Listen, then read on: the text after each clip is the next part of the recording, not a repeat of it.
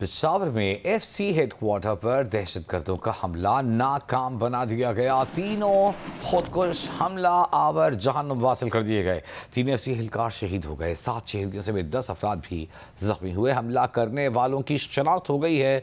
तीनों दहशतगर्द अफगानी थे। इब्तिदाई रिपोर्ट के मुताबिक धमाका उस वक्त हुआ जब हेडक्वार्टर पर में परेड जारी थी। एक खुदकुश हमलावर पैदल FC हेडक्वार्टर के गेट तक पहुंचा और खुद को धमाके से उड़ा लिया। कमांडेंट FC रियाज नज़ीर गाड़ा का कहना है कि हमारे जवानों ने गेट के साथ ही दहशतगर्दों को हलाक करके बहादुरी से हमले को नाकाम बनाया।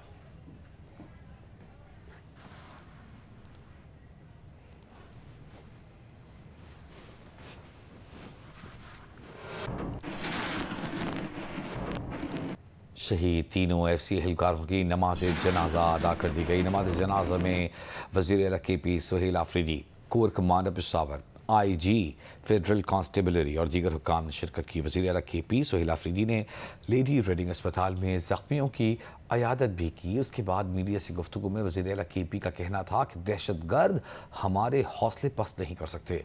FC के जवानों ने दहशतगर्दों का ज़बरदस्त मुकाबला किया।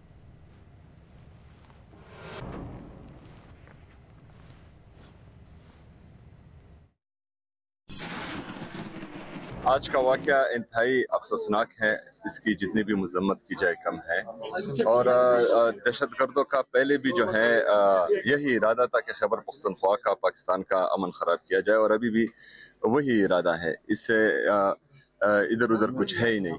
तो इंशाअल्लाह ताला जो हमारा अमन ख़राब करेंगे, जो पाकिस्तान का अमन ख़राब करेंगे, वो हमारे और पाकिस्तान के दुश्मन है, और हम किसी को ऐसा नहीं होने देंगे। और यहाँ पर जो हमारे शहदा हैं, अल्लाह ताला उनके दर्जात बुलंद फरमाए। जो हमारे ज़ख्मी हैं, अल्लाह ताला उनको जल्द सेहतयाब फरमाए। और इंशाअल्लाह ताला ये हमारे इरादे और हमारे हौसले पस्त नहीं कर सकते। हम इंशाअल्लाह ताला इनका मुकाबला करते रहेंगे। वज़ीर आला पंजाब मरीम नवाज ने ज़िमनी इंतखाबात की जीत पंजाब और खैबर पख्तूनख्वा के अवाम के नाम कर दी। सूबाई वज़रा और सेक्रेटरीज़ के इजलास से खिताब करते हुए वज़ीर आला पंजाब ने कहा कि ये इलेक्शन नहीं था, ये रेफरेंडम था। बयानी की सियासत हार गई, काम और परफॉर्मेंस की सियासत जीत गई। ज़िमनी इलेक्शन में मकबूलियत के तमाम दावे ज़मीबोस हो गए। आज ना फैज़ हमीद है, ना वो जजेस जो इन्हें जितवाते थे। फैज़ हमीद की पूरी ताकत PTI के साथ थी। PTI का इलेक्शन का बॉयकॉट करना मुनाफिकत है। इलेक्शन का बॉयकॉट तब होता है जब आपको हार का यकीन हो। PTI ने कैदी नंबर 804 के नाम के साथ इलेक्शन लड़ा, फिर भी शिकस्त हुई। हर जो आर्टिफिशियली क्रिएटेड चीज होती है, चाहे वो आर्टिफिशियली क्रिएटेड लीडर हो, चाहे वो आर्टिफिशियली क्रिएटेड नैरेटिव हो, या वो आर्टिफिशियली क्रिएटेड जमात हो, एक उसकी शेल्फ लाइफ होती है। परफॉर्मेंस से बेहतर कोई नैरेटिव हो ही नहीं सकता। आज अगर ग्राउंड पे कोई काम ना हो तो मैं क्या नैरेटिव बोलूंगी? मैं झूठ एक हद तक बोल सकती हूँ, मैं किसी एक हद तक कोई कहानी घड़ सकती हूँ, लेकिन उन चीजों की शेल्फ लाइफ होती है। और मुझे खुशी है इस बात की कि वो शेल्फ लाइफ पूरी हो चुकी है और वो धड़ाम से नीचे आके गिर गया, क्योंकि पीछे से जिनको इमरानदार जजेस के आसरे पे खड़े होकर इलेक्शन जीतने की आदत थी, जिनको जनरल फैज हमीद इलेक्शन जिताता था, आज ना फैज हमीद है ना वो इमरानदार जजेस हैं। तो अल्लाह ताला ने उनकी रियलिटी पूरी दुनिया के सामने खोल के रख दी। अहम खबर आपको देंगे। वज़ीर दाखिला मोहसिन नकवी की कतर के वज़ीर दाखिला शेख खलीफा बिन हमद अल थानी से मुलाकात। एक बयान में मोहसिन नकवी ने कहा कि मुलाकात में दोनों ममालिक ने कानून नाफिज करने वाले इदारों में ताउन बढ़ाने पर इत्तफाक किया। कतरी हम मनसब से मनशियात की स्मगलिंग रोकने के लिए मुश्तरका इक़दाम पर भी गुफ्तगू हुई। साहिली मुहाफ़िज़ फोर्सेस के दरमियान कोऑर्डिनेशन मज़ीद मजबूत बनाने का फैसला किया गया। पाकिस्तान में जदीद फायरिंग रेंज के क़याम पर कतर के ताउन के शुक्रगुज़ार हैं। Firing range national police academy Islamabad में कायम की जाएगी। वज़ीर दाखिला ने कतर के वज़ीर दाखिला को दौरे पाकिस्तान की दावत भी थी।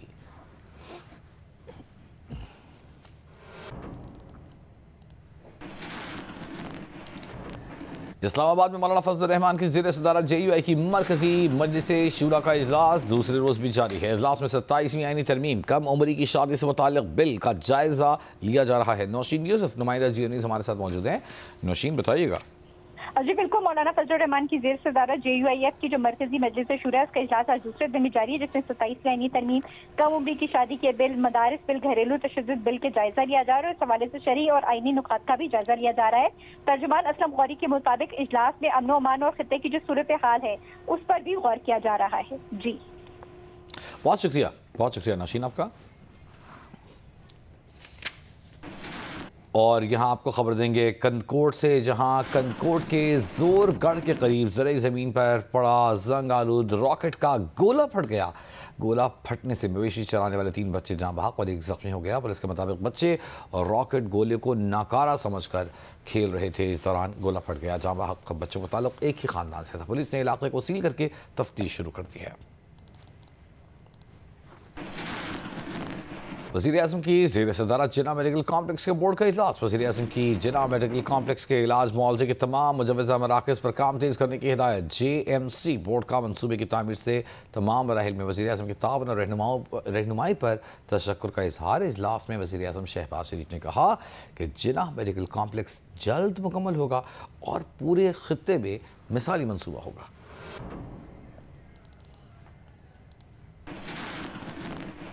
امیر جماعت اسلامی حافظ نعیم الرحمان کا کہنا ہے کہ غزہ اور فلسطین میں اقوام متحدہ اور سیکیورٹی کونسل کا کوئی کردار نظر نہیں آتا۔